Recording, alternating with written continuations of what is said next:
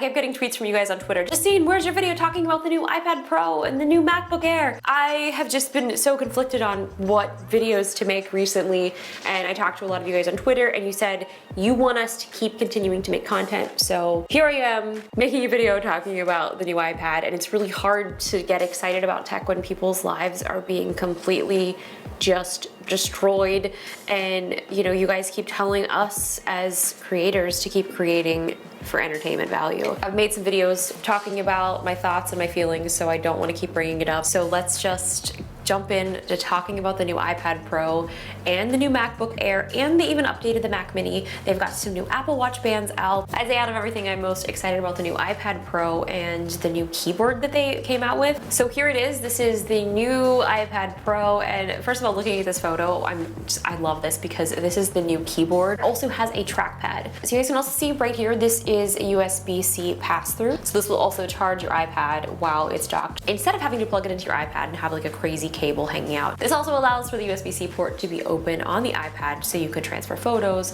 or basically whatever else you might need to plug into that, whether you have like an external camera, maybe you have a thermal camera plugged in. If you guys saw a video that I made about thermal imaging on your iPhone, it's pretty awesome. You guys should definitely check it out, because it's great because you can have the freedom of moving your iPad around to 130 degrees. So it has an 8-core GPU, 8-core CPU. It also has an enhanced thermal design, and this is the highest performance on an iPad ever. Obviously, you would have to imagine so, because they're not gonna make an iPad that's not as good as the last one. The graphics are actually 2.6 times faster than the previous gen. They've also updated the camera, so now there's a wide-angle camera on the iPad, and it also has LiDAR support. LiDAR stands for light detection and ranging. So this sensor is measuring the amount of time that it takes for light to reflect off of an object. Not only is this gonna be huge for playing augmented reality games, but being able to capture a 3D image of a space. I'm sure you guys have all seen the IKEA app where you can just drop in furniture. I mean, that's gonna be basically the new normal of being able to shop for furniture. Like, you 3D scan your environment, see if said thing looks good in said environment, click purchase, and that's it. It arrives at your house. It's also gonna be really cool for gaming, so I can't wait to see some more games take advantage of AR. It is always kind of crazy trying to play AR games with the iPad because it is kind of a large device. So when you're kind of just like running around getting crazy, make sure you have a good grip on that thing, because you don't want to be dropping it. And you guys know me.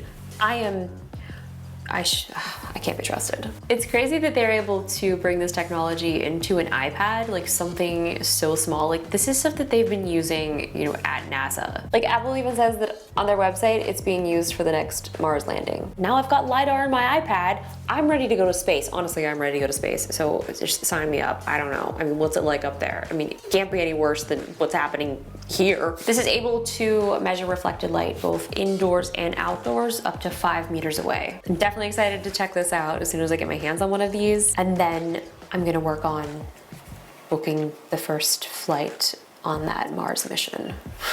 Who's gonna say no to my application? You have LiDAR? Okay, cool.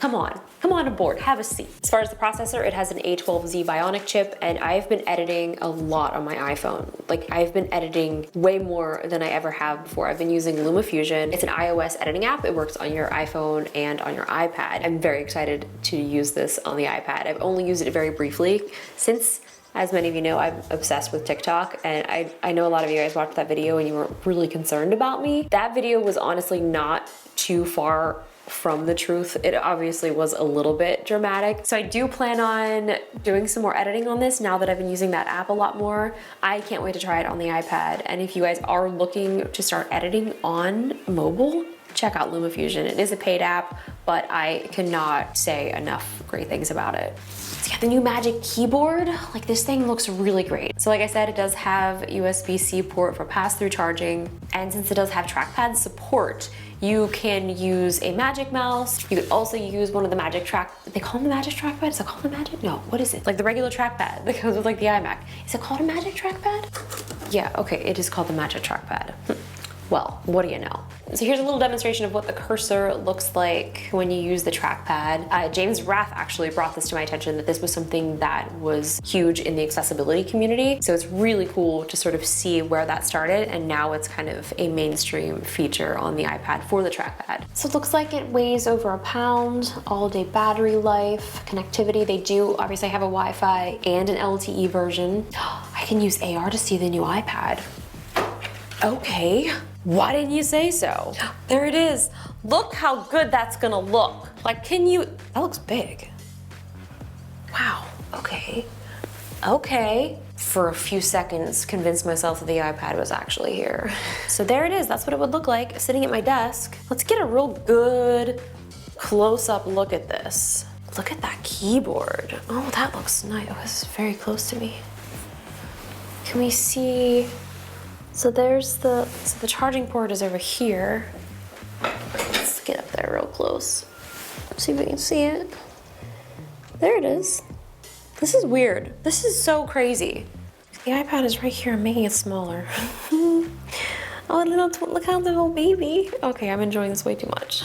So it comes in two models. There's the 11-inch, which starts at $799, and the 12.9-inch, which starts at $999. They also announced an upgrade to the MacBook Airs. I think one of the most exciting things, I think, for a lot of people that didn't like the previous gen keyboards is they do have the new keyboard that is the same keyboard as they put on the 16-inch MacBook Pros, which I still can't believe there's a 16-inch MacBook Pro. I backed my old MacBook the other day just to get a bunch of files off of it, and I was like, oh, wow, it's significantly smaller. I couldn't believe the difference after using this one for the past several months. So here's the new MacBook Air. Looks very much like the previous version. Has a starting price at $999. They also have an educational discount, obviously, on almost all things Apple. So if you are a student, definitely look into that. It's got the Retina display, a new Magic Keyboard, of course, Touch ID, twice the performance, faster graphics, and also double the storage capacity. Up to a 4-core Intel Core i7 processor. You can expand the storage up to 2 terabytes. The graphics performance is up to 80% faster, which is a pretty significant update, especially if you're doing video. A lot of people complained so much about the arrow keys, so they did change that back to the previous version and the same arrow keys as the new 16-inch MacBook Pro. I really did get used to this keyboard. I did not at all mind the previous gen butterfly keyboard mechanic. I actually really liked it. So switching over to this again, it took a little getting used to, but now that I'm used to it, I don't even remember what it was like back in the butterfly keyboard days. They also increased the size of the trackpad, which is really nice because being so used to having the MacBook Pro, that larger trackpad is so convenient. It's also got Touch ID and it has the T2 security chip. I love having Touch ID on my computer. I'm really looking forward to the day that they do finally integrate Face ID into the front-facing cameras, which I feel like is something that I'm surprised they actually haven't done yet. I wonder what the reason is. Price, security, I'm not sure. I mean, they already have the technology, so I think it's just a matter of time before that is also integrated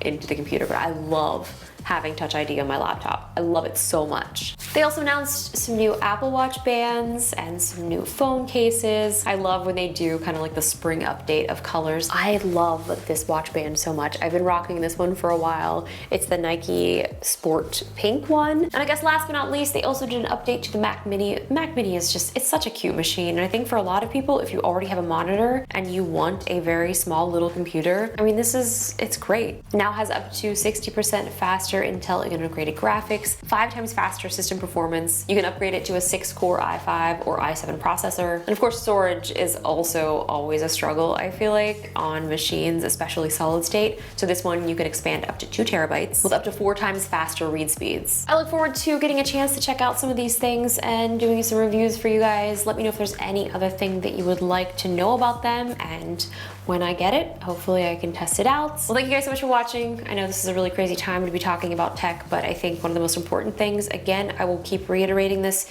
is be kind, ask your friends how they're doing, ask them if they need anything, ask them if their friends or family needs anything, and most importantly, keep yourself healthy, wash your hands, stay inside as much as possible, practice social distancing. I'd love to also hear in the comments what you guys are doing to occupy your time. And if you're watching any new shows, oh my God, did anybody watch HBO, the Westworld premiere?